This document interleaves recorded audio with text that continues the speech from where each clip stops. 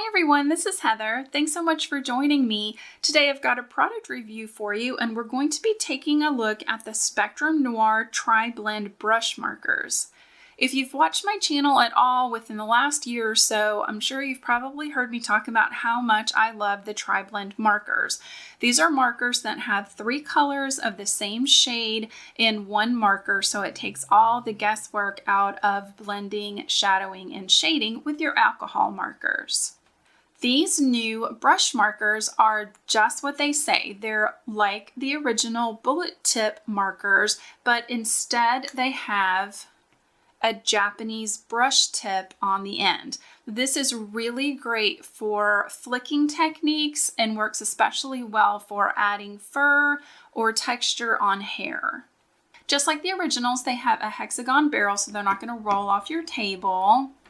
On the side, it will say brush and the name, Pale Pink Blend, the 3 colors that are included. There's color bands around the barrel as well as colored tips for each side. To differentiate these from the original, these have a gray barrel. So as you can see, compared to the original, this has a black barrel, this has a gray, so if you have both, you'll be able to easily distinguish which is which. So one thing that I did want to point out that I noticed on quite a few of the new brush markers, they have the same name as a lot of the original, but the colors inside are different. So the original Pale Pink Blend has PP 1, 2, and 3 in it, where the brush marker has PP 1, 4, and 6. So you might think, do I really need the brush marker if I already have the color and the bullet tip? So you might want to check and see, because this will give you some additional colors in your collection. For right now, the brush markers are coming in a box of 24 or individually carded or in sets of 3 with colors that work well together. So I've pulled just a selection of the 24 that you get in the entire set. But I wanted to point out that you actually get 72 colors because each marker has 3 different colors in one marker. So to give you an idea of how these markers work, we're going to do a card today. I'm using stamps from My Favorite Things, and I'm doing this cute scene of a little seagull and an otter, and they're waving hello as the sun is setting in the background. I've got a blue cardstock base, just an 8.5 by 11 sheet, cut, scored, folded in half. I have a stitched frame. This is from Hello Bluebird, and it's cut from the same cardstock. I'm working on 110-pound weight white cardstock for my stamping and coloring. I've gone ahead and stamped out the otter, the rocks, and the hello words on a piece of white that's slightly smaller than my cardstock base. I've stamped the seagull on a separate piece because I'm going to cut it out, and all of these were stamped out with Memento ink, which is my favorite go-to ink with alcohol-based markers. I'm going to start off by coloring in my otter, and I'm using the Earth Brown blend. Just like the original Tri-Blend markers, you lay them down in the same order. So you want to color your entire image with the lightest shade. Then move on to the darkest shade and add your shading and shadowing. And I am doing this in a slightly flicking motion with the brush tip. I have not had a lot of alcohol markers with this type of nib, so I'm probably not very proficient yet with doing this flicking technique.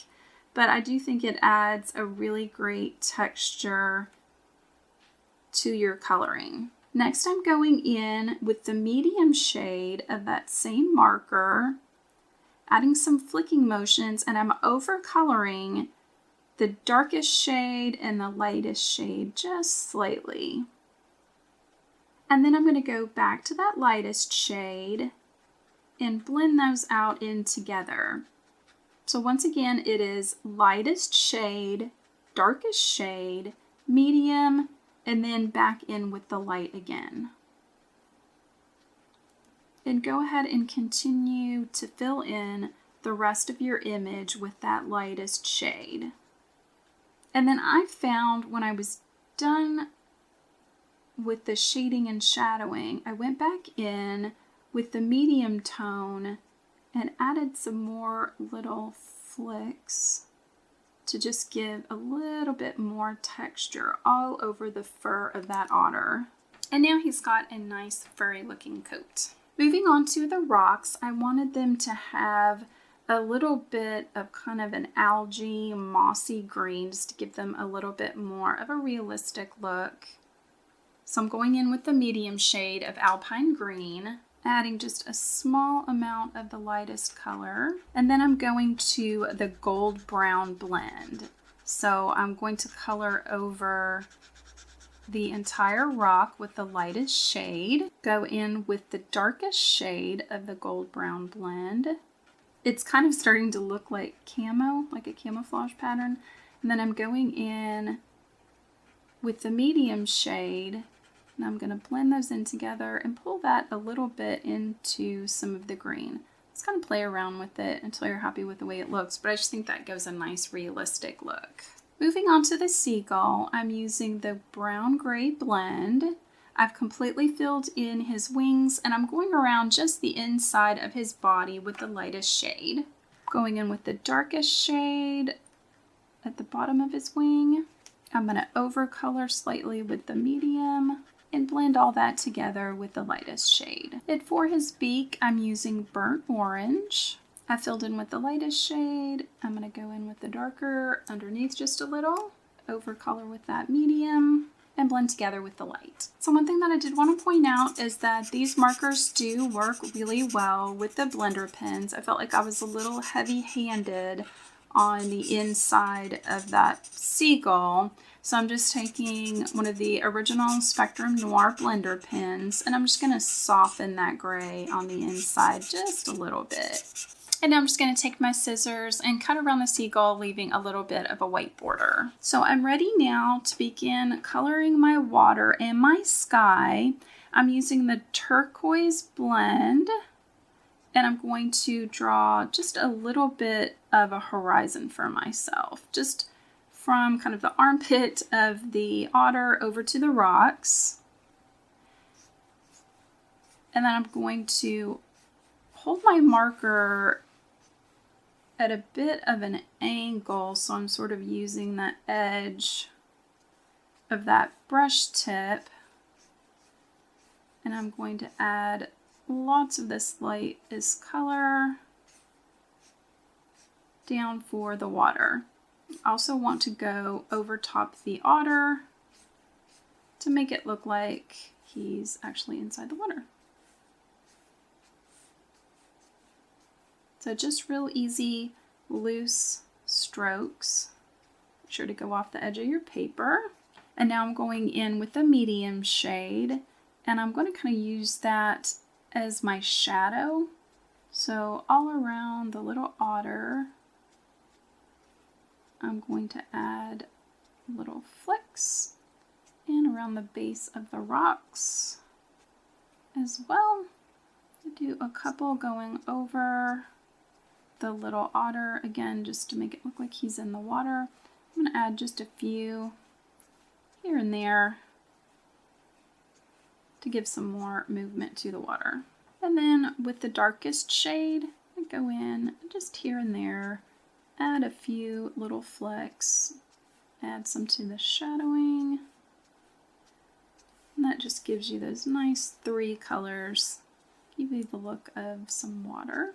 Using the gold yellow blend, I'm going to do the same thing, starting out with the lightest shade.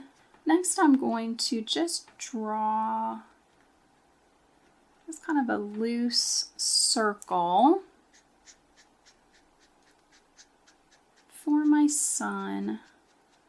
Just kind of fill that in with the lightest shade. I'm going to bring it down so that you have that reflection of the sun in the water. Move on to the medium tone. I have that really heavy in the sun there. Just kind of try and keep that rounded shape. Add a few here and there across the sky, and a couple little flicks here and there with the darkest shade as well. And there's a really simple way to add some water and some sky to a scene. I'm going to put my seagull on the rocks with a little bit of foam tape behind. I've got tape runner on the back of my scene, and I'm going to center that on my card base. I've also put tape runner on the frame, and I'm going to place that around the scene. And there's our finished card. I really like the flexibility of these brush markers. They allow you to get a little bit of extra texture and dimension to your coloring. And I'm sure I'm going to love using them just as much as I do the original Tri-Blend markers. Before we go, I wanted to show you another card where I used the brush markers. I really liked that I was able to get the texture on the fur, and I loved how the hair turned out on the little girl holding the kitty cat. So I hope you enjoyed this look at the new Tri-Blend brush markers from Spectrum Noir. I will leave a link in the description box down below where you can purchase them. If you enjoyed this video, please give it a thumbs up. Be sure to check out my channel and subscribe, and I hope you have a wonderful day. Bye!